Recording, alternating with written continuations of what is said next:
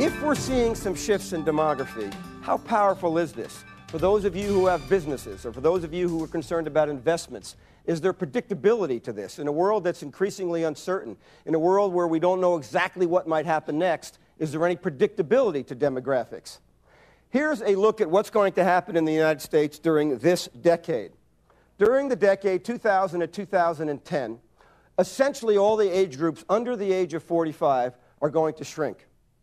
The 45 and over segments are going to grow, and by the way, grow incredibly, predictably. And if you're curious to look back to see how things have changed in the past 50 years versus this current decade, take a look at the decade from 1950 to 1960.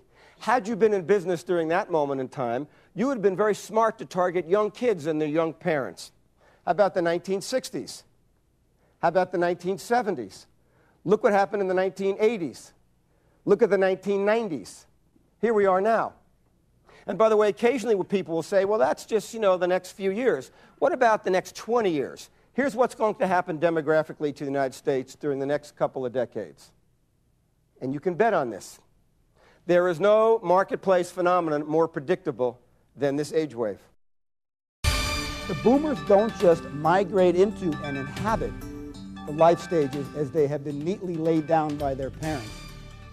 They transform them.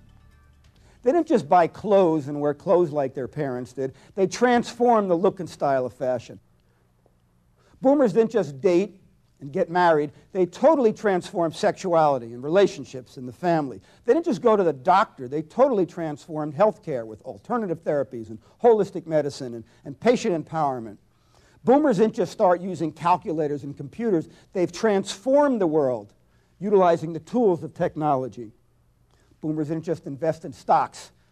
They're investing like crazy in mutual funds and all sorts of interesting activities within the stock market, bringing it alive.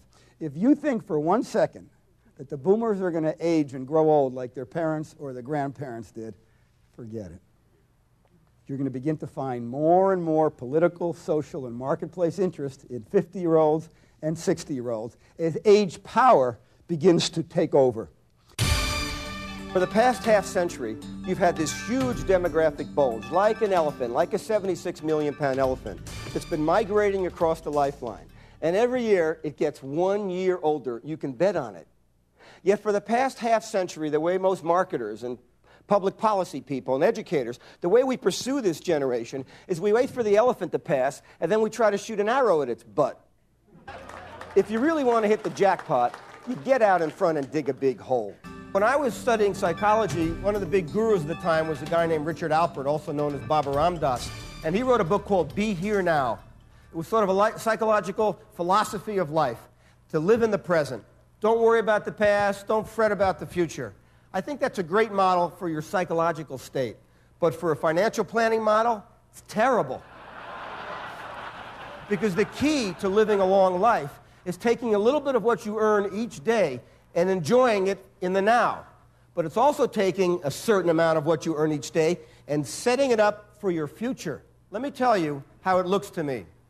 If life was like a lake, and you could see to the other side, and it was a straight shot, and all you had to do was row left and right to get there, we wouldn't need a lot of financial advice. Life is not like a lake. Life is like a twisting, turning, unpredictable river. And as we live longer, and as the world throws us new hands from time to time, and as our own personal lives change because of all this cycling we discussed earlier, there is more need now for a trusted advisor than ever before. My son and I took a trip through the Grand Canyon last year, a rafting trip. We got on the raft, and the river, the Colorado, seemed very calm, and then within about 10 minutes, we were in a level 4 rapid. And it immediately occurred to me who the most valuable person was on that raft. The guide. Why?